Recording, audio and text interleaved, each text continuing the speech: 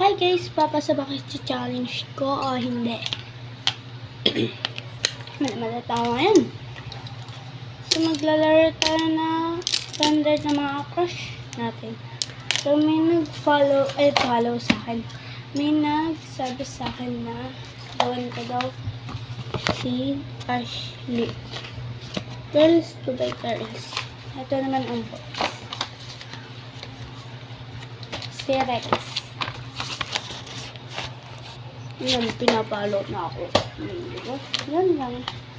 Pinalaw nila sa TikTok. O, di parang nila sa TikTok, be. Please naman, be. So, kaya gagawin tayo. Let's go! So, ano para silang research dito? Sino susunod? O, sunod na, be. So, may nag-amin sa akin na may crush daw si Russell.